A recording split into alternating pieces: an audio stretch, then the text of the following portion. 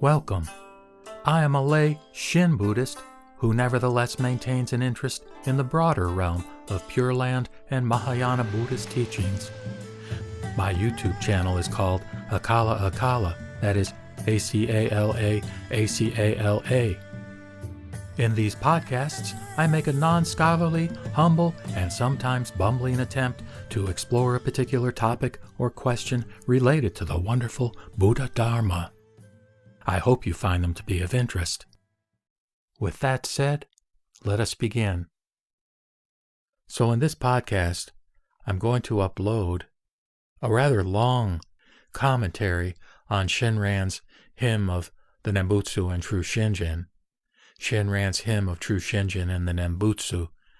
It's about 45 minutes long, and the audio quality is not great because I first uploaded it quite a long time ago on my YouTube channel, Akala Akala.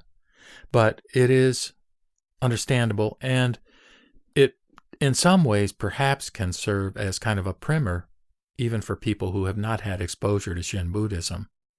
But I give it to you for what it's worth, if you have the patience to listen to it, and hope that if you do, that there's something at least in here that is of use or value to you as you make your way on your own spiritual journey. Namo Amida Butsu. Those of you who are interested in Shin Buddhism, or Jodo Shinshu, which translates as True Pure Land Buddhism, will be well aware that I have now created videos reciting several aspects of the writings of Shinran Shonin, who is considered to be the founder of the Shin Buddhist school of Buddhism. I have recited large portions of several of his hymns regarding the Pure Land, hymns regarding the patriarchs within Shin Buddhism, and hymns regarding his way of conceptualizing the various ages of the Dharma. I haven't given a commentary on these particular writings, but in this video I intend to recite a large portion, if not all, of one section of his Passages on the Pure Land Way. I've already created 2 videos reciting earlier portions of this work by Shinran. Referring to the collected works of Shinran, Volume 2, which essentially involves reading aids relative to Shinran's actual writings, the Passages on the Pure Land Way are described as shining forth like a polished gem. And the authors of this interpretation indicate that, quote, in content and expression, it closely resembles Shinran's major work, Teaching, Practice, and Realization, though only a fraction of its length. So this represents, as these writers indicate, quote, a compendium of Shinran's teachings, and is, quote, unsurpassed in the lucidity of its outline.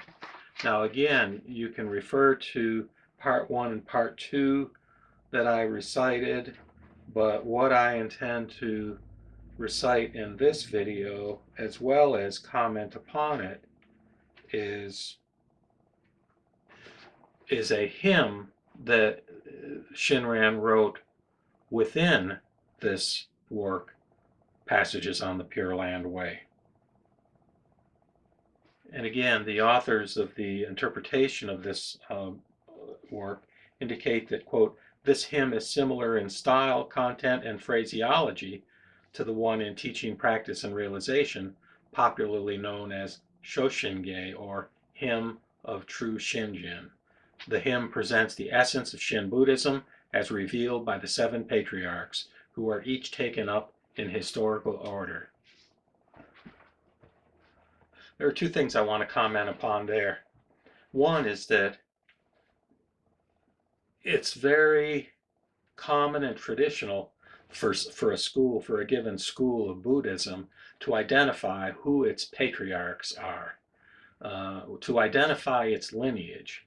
And Shinran does this to establish clearly that true Pure Land Buddhism, or Jodo Shinshu, or Shin Buddhism, as I'll be calling it, is totally rooted in the traditions of Mahayana, or Great Vehicle Buddhism, and as well in the whole tradition of prajna, or wisdom, or the teaching of emptiness. This is critical because a criticism of Pure Land Buddhism can be that it appears to be a sort of monotheistic or a theistic kind of approach to religion.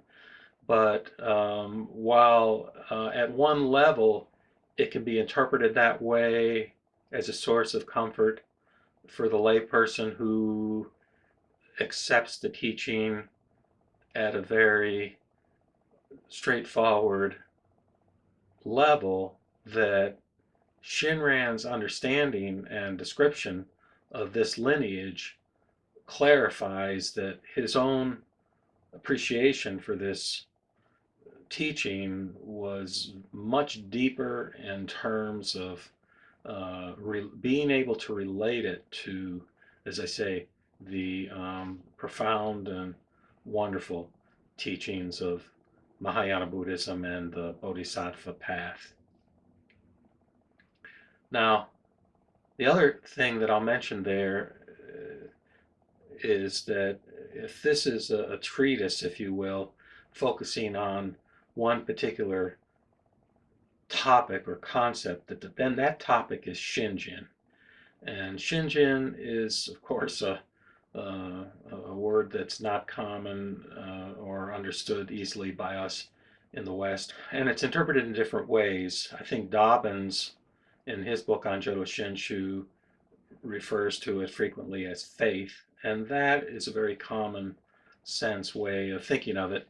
Dr. Al Bloom, who I have tremendous regard for, in his book, which basically pulls out quotes by Shinran from his large number of writings, talks about Shinjin being true and trusting.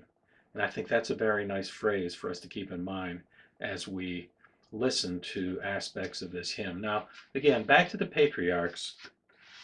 What Shinran wants to show through quoting or referring to these 7 patriarchs that he identifies is how each one in turn helps to further clarify and refine the nature of the Pure Land, the nature of Shinjin, the nature of the importance of Amida Buddha and his vow which he made when he was a bodhisattva called Dharmakara. So, beginning then, the hymn on the Nembutsu and true Shinjin.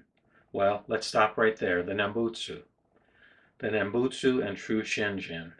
Nembutsu is referred to as the name. The name means the name of Amida Buddha, and specifically, the Nembutsu is the recitation of the name in the formula or the phrase Namu Amida Butsu, which is Japanese for I take refuge in Amida Buddha. And you'll recall, perhaps, if you've seen a video I made on my own faith and my own approach to spirituality, that to put it in a nutshell, that Shinran, when he writes his masterwork, Kaiogao Shinsho, the first element of which is true teaching, he refers to the first of 3, the largest of the 3 Sukhavati or Pure Land Sutras or scriptures. And it's within that scripture, the larger sutra so-called, that the story unfolds of this bodhisattva who existed in the long ago past called Dharmakara. And in front of the Buddha of his time, he made a variety of vows. He made 48 vows. And the 18th vow is the one that Shinran honed in on to to clarify for us that what Dharmakara in effect vowed was that he would forego his own attainment of Buddhahood until and unless he could create a pure land of bliss, a land that he would create on the basis of his study of all the different Buddha lands in the universe, that would be an ideal location for beings who just simply said his name or had one thought moment of faith in him, that they could be reborn there when they die. And the story goes that he engaged in eons of work, of good works, various expressions of virtuous behavior to accumulate huge amounts of merit, okay? And there's a concept within Mahayana Buddhism of merit transference. So the idea is that he then is able to transfer that merit to us, that in spite of our karmic evil that we cannot overcome because of the nature of our human greed and anger and various passions, etc., that then that can be transferred to us in such a way that, again, by having faith in him, we can be reborn in his pure land of bliss. Well, he did fulfill his vow in such a way that he became Amida Buddha, and his pure land or land of happiness or land of bliss is considered to exist in the western part of the universe.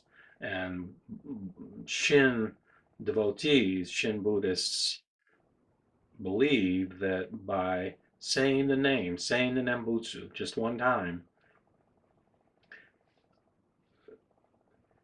causes us to be assured that we will be reborn in that pure land when we die. And as you'll see as we go through the various patriarchs, the ultimate refinement of that interpretation was made by Shinran in terms of the fact that, again, you only have to say it one time, then your destiny is assured. And then what happens when you're reborn in the Pure Land is you immediately become a Buddha. And at that point, you have the option, you can come back as a bodhisattva into this world to express the compassion that you weren't able to completely express in the context of your earthly body, in order to help persons who are suffering to gain relief from their suffering. Okay, well, I threw a lot at you, but that story is essentially the archetypal myth, if you will, within the Shin Buddhist tradition. And I say myth not in the context of downplaying the spiritual validity of this way of viewing oneself and the universe. But the point is, no words or concept system can accurately characterize who we are, what we are, where we're going. And so this is a way of thinking about ourselves that can provide us with relief from our own anxieties, our own suffering, and it does have a profound and fundamental source of validity in the context of our own experience of it. Okay, so this is the hymn on the Nembutsu and true Shinjin. Honored one in the West, who surpasses all thought. Okay, who is this? This is Amida Buddha. His pure land is in the western part of the universe. Bodhisattva Dharmakara, in his causal stage, in other words, when that Bodhisattva was in front of the Buddha Lokasvara Raja, making his vows, Bodhisattva Dharmakara, in his causal stage, made the primal vow, incomparable and all-embracing. He established his supreme vow of great compassion. And here we should pause to indicate that, as I said, Shinran is rooting his tradition back to the basic traditions of Mahayana Buddhism, which involve the concepts of wisdom and compassion. Wisdom being an awareness of emptiness, the idea that any individual entity is empty of its own independent self-existence. So again, flipping that around, it means that we're all connected. We're all interconnected. Thich Nhat Hanh talks about interbeing. So that is the source of the compassion, that if we are all interconnected, that from a bodhisattva point of view, that what you then are drawn to do is to, first of all, defer your own attainment of Buddhahood, because how can you attain salvation, for yourself while other beings are suffering? And then you devote yourself to helping beings with their suffering. Understanding, though, that at the level of reality, in terms of one's own experience of prajna or wisdom, that, as it says in the Diamond Sutra, there are no separate beings, that we all are interconnected. We all need to go on that great ship, the Mahayana, the great vehicle, to get to the other shore of nirvana. So this Bodhisattva Dharmakara, in his causal stage, prior to becoming Amida, he made this primal vow, and you'll hear a lot in Shinran's writings about the primal vow. That's the 18th vow. Incomparable and all-embracing, he established his supreme vow of great compassion. Great compassion because, again, as I said, say the name one time, have one thought of faith, and you're grasped, never to be abandoned by Amida. 5 kalpas of profound thought passed in his selection. In other words, he really contemplated deeply to determine what should be the content of these vows that he made. Then, with the perfect fruit of enlightenment, this vow was fulfilled. So, again, he worked for eons and eons of time to accumulate all this merit, and he fulfilled the vow, becoming Amida Buddha and establishing his pure land of bliss. 10 kalpas, or eons, have passed since its consummation. The life of Amida is infinite. No measure can be taken. I can't overemphasize the importance of that phrase. It ties directly to the Lotus Sutra, chapter 16, and I would encourage you really to go back and look at that in the book that you may have of the Lotus Sutra, or listen to my recitation of it, or listen to some of my other videos where I talk about it, or even see some of the phrases that I sandblasted into the rocks in my homemade Buddhist stupa. The point being, Sakyamuni Buddha, the historical Buddha, 500 BC, he portrayed himself as having a life and dying after 85 years, and entering what they referred to in the earlier form of Buddhism as parinirvana. The candle went out at that point. No more rounds of birth and rebirth and death and birth. This round of samsara that is the context for our suffering. But Mahayana Buddhism says, well, in another way, there is a cosmic Buddha. There are, in fact, cosmic Buddhas and Bodhisattvas that we can imagine, that can be a source of comfort to us, and that there's a primordial Buddha who in Shin Buddhism we think of as Amida Buddha, from whom emanate all the other Buddhas and Bodhisattvas that we imagine, who represent various attributes and characteristics of a nature of compassion and wisdom. So in other words, there is an energy in the universe. There is some mysterious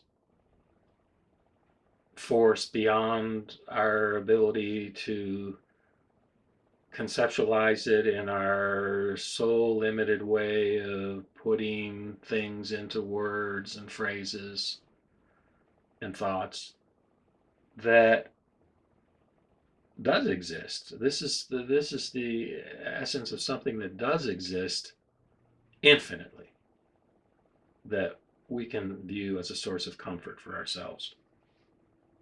So, referring then to Amida, the compassion deep and far-reaching like space. And I think it was Dobbins that described sunyata, or emptiness, what I talked about as emptiness, the Sanskrit word being sunyata. He described it as space. And I think Trungpa also talks about space, that there's this spaciousness that we can experience and that exists if we can somehow sidestep the limitations of our narrow, egoistic way of viewing reality. And within the context of that space, an essential characteristic or manifestation is of compassion. So, the wisdom replete, a vast ocean, wisdom again, the fundamental experience within Mahayana Buddhism. Prajna, wisdom, prajna, the experience of sunyata. Look at my videos regarding prajna, regarding wisdom. There's a whole series of Prajnaparamita Sutras, the perfection of wisdom. Extremely basic. Pure, wondrous, without bound is Amida's land, and possessed of great adornments.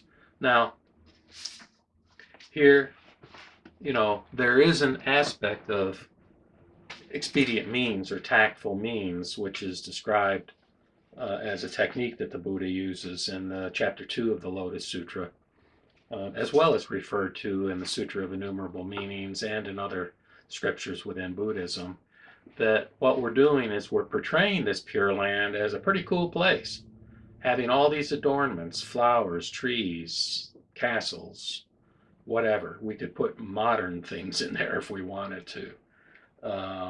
But we do view it as wondrous, but again, without bound, in the sense that, you can throw whatever concepts you want in there, but we really can't know in concrete terms, what the nature of our experience is when we die. That's the reality of the situation. But within the context of the Buddhist scriptures, which are intended to express a compassionate perspective towards suffering beings, we can talk about it as having adornments. The different virtues all reach fulfillment there. It excels all Buddha lands of the 10 quarters. And 10 quarters, Buddhism often talks in the scriptures about 10 quarters of the universe. East, south, northwest, northeast, northwest, zenith, nadir, etc., etc. It comes out to 10.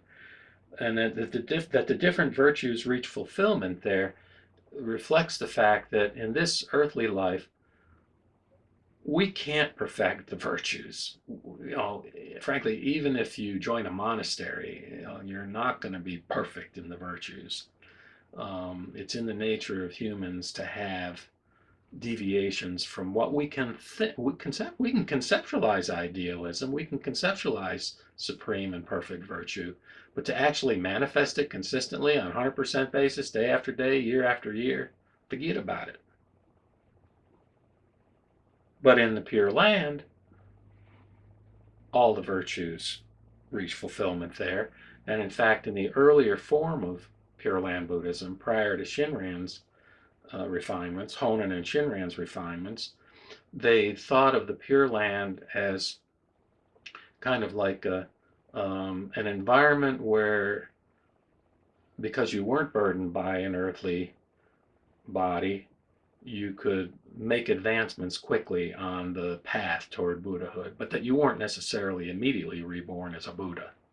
Again, Shinran kind of shortcutted that by saying, well, no, you're a Buddha immediately after the time of death. and then you can come back as a bodhisattva. So everywhere the Buddha, Amida Buddha, sends light inconceivable and unhindered, breaking the immense night dark of ignorance. So the three poisons, again, I mentioned hate or anger and greed. The third is ignorance. And what is ignorance? It's our delusion that we have a separate individual self, is what it basically boils down to. And it's that ignorance that blocks the light that could shine forth if we were able to see in between these thoughts and concepts and egoistic ideas that we're constantly bombarded with through the natural, spontaneous process of living our life within this particular limited life form of Homo sapiens. By the way, when we say Buddha sends light inconceivable, two things. One, actually, we talk about Amida Buddha, but his two names in Sanskrit are Amitabha, which means infinite light, and light represents wisdom, and Amitayus, which means infinite life, and we've already talked about infinite life. So light is wisdom, life is compassion.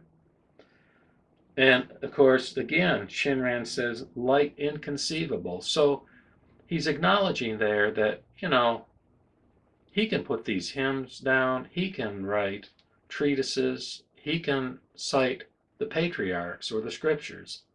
But the point is, any of these writings and teachings, and this is consistent with what was in the earlier form of Buddhism too, these are all provisional in the sense that ultimately the nature of reality is inconceivable, meaning that it cannot be expressed in any concepts.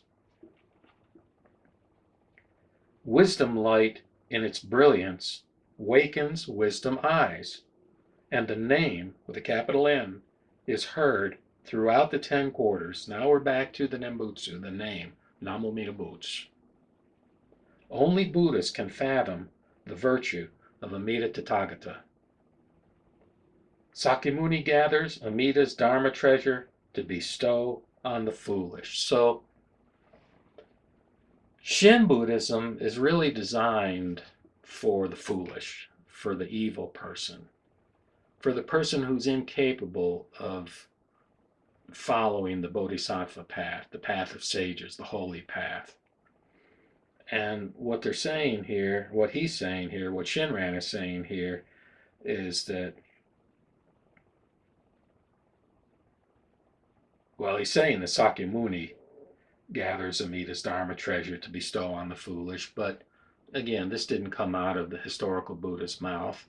The 3 Sukhavati or Pure Land Sutras were generated probably 600 years after the life of the historical Buddha, but it's important to remember that, and Mahayana Buddhists point this out, that when you actually look at Sakyamuni's life, what did he do after his enlightenment? He spent decades traveling around, teaching people, helping people with their suffering. So he expressed this compassion, even though the historical Buddha per se may not have expressed it in terms of Amida Buddha and his Pure Land. So going on, Amida Buddha is the sun illuminating all, and has already broken through the darkness of our ignorance. Still, the clouds and mists of greed and desire, anger and hatred, cover, as always, the sky of pure Shinjin. So, an important point here is that it's not us that's generating this sense of Shinjin. That true and trusting, even in itself, is a gift from Amida. It's Amida Buddha who has, quote, broken through the darkness of our ignorance. And if you read the Lotus Sutra, the chapter on the herbs and the trees and the rain coming down to nurture the various and sundry trees and flowers, etc., that, I think that's what Amida Buddha is doing constantly, is trying to get through to us, trying to teach us, trying to shed some light on our ignorance with regard to our own true nature and the nature of reality. But even when the sun, moon, and stars in their constellations are veiled by smoke, mist, clouds, or fog, beneath the mist and cloud there is brightness, not dark. I realize now that Amida's beneficent light surpasses even sun and moon. So Shinran, who very much identifies with a sense of his own foolishness, his own greed and anger, is saying that in spite of these poisons, if you will, these negative attributes covering the sky of pure Shinjin, the light comes through.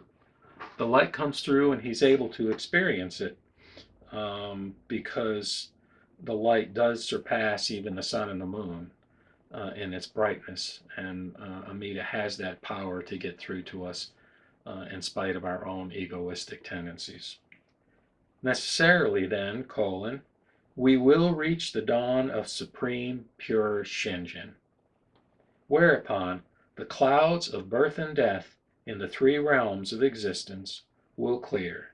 Then the pure unhindered radiance will be luminous, and the true body of the Dharma realm of oneness will become manifest.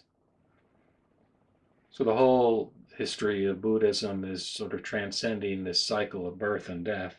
And here Shinran is saying the clouds that represent this birth and death cycle of suffering in the three realms of existence, past, present, and future, that these will clear and that we can experience this radiance of Shinjin.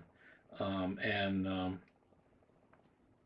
I think when he's talking about the true body of the Dharma realm, what he may be referring to there is the Dharma Kaya, the law body or the truth body.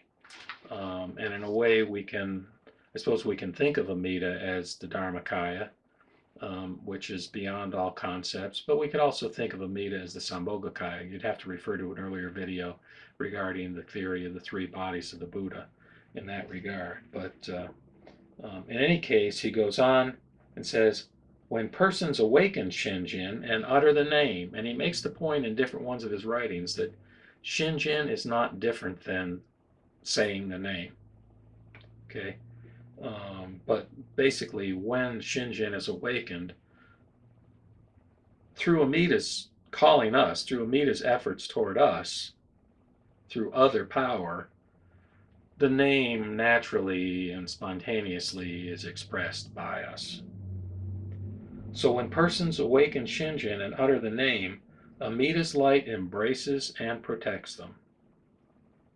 And in this life, they acquire immeasurable virtue. Now that doesn't mean we become a totally good person. We'll get into more what it does mean. This light, boundless and inconceivable, never ceases a moment, nor does it differentiate by time or place or any circumstance. Again, it basically means that at that point, we're, to use his phrase again, grasped, never to be abandoned. And we're considered to be equivalent, really, of Maitreya Bodhisattva, who is the Bodhisattva who's predicted to be the next Buddha in this earth, this Saha world, our world. So, it's like we're one step away from Buddhahood at that point, even though because of the karma that hadn't yet been worked out in this lifetime, we may still, and probably do still have, many flaws and aspects of our personality that are significantly less than ideal, to say the least. That the Buddhas protect persons of Shinjin is truly beyond doubt. And again, he's giving this as a way of communicating comfort to us, and it's consistent with what is in the scriptures or the sutras, is that just like in the Lotus Sutra, for example, if you read the Lotus Sutra, or the same in the Diamond Sutra, then the Buddhas are going to protect you and all like that. And yeah, we gain comfort by thinking in those terms. And here, person of Shinjin, person who has faith in Amida Buddha and the and has confidence that he or she will be reborn in his pure land, this person um, can consider themselves as being protected by the Buddha, and um, really is given a kind of peace of mind that in many ways is the most that we can hope for in this life. So the Buddhas protect the persons, and in all 10 quarters alike, they joyfully praise them. Well, of course, this also is a way of um, encouraging propagation of the Dharma, in other words, and there is a sense of joy associated with it. And That's the kind of joy that we want to share. It's part of why I'm making this video. Why would I do it? Because I think there's value and worth in communicating a system that does in me create a sense of comfort, peace, and joy, and that by virtue of you listening, um, can, you may conclude that this has something to offer to you in terms of your own um, circumstances and state of mind. The deluded and defiled, that's about all of us, and those of grave evil, again, we all have regrets. We all have done things we would rather have not done, would rather have done differently. The deluded and defiled and those of grave evil, all equally attain birth. This isn't a deal where you have to be good in order to accomplish it. It's not a deal where you have to be learned to accomplish it. In fact, it's not something you accomplish. It's something that Amida grants. This is a system, as Al Bloom says, of pure grace.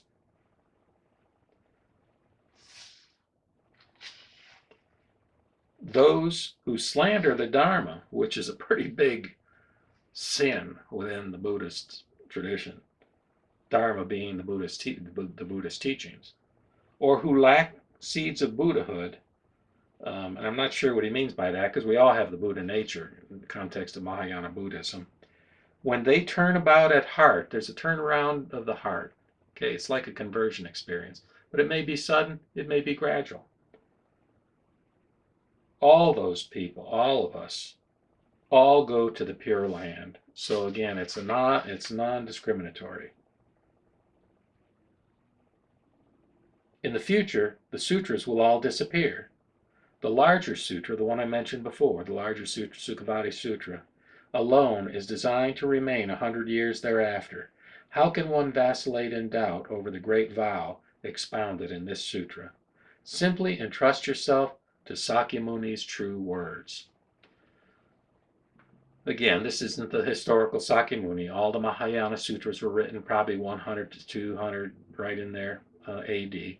So that would have been 600-700 years after Sakyamuni. But they all are framed as being preached by Sakyamuni Buddha because, he was the founder of Buddhism, and the authors of the sutras, no doubt, felt that would give greater credibility to the to the uh, to the sutras that they were composing. But that doesn't mean that they weren't composed out of an experience of true prajna or wisdom. And I believe they were, and I believe they reflect the most altruistic, wonderful writings that humans have ever generated. The masters of India and the West, who clarified the teaching in treatises, and the eminent monks of China and Japan set forth the true intent of the great sage, the world hero, and revealed that the Tathagata's primal vow accords with the nature of beings. So here he's referring to the 7 patriarchs, some of whom were in India, some in China, some in Japan, and you'll see he specifies who they are. and what they contributed to the lineage. And again indicates that this wonderful phrase that the primal vow, Tathagata, by the way, is another name for Buddha, and in this case means Amida Buddha, one who is thus come or one who is thus gone. It accords with the nature of beings. Wow, that's so important that, again, rather than being taken as necessarily concrete, what is consistent with, what resonates with, what is in accord with the nature of us Homo sapien type beings. I'm going to stop this video here and I'll continue it as now Shinran is starting to get into the actual reference to the 7 patriarchs. Nembutsu. With that, I will sign off by reciting the Nembutsu in gratitude for being embraced and accepted just as I am by Amida Buddha, never, never to be abandoned. Namo Amida Butsu, Namo Amida Butsu, Namo Amida Butsu.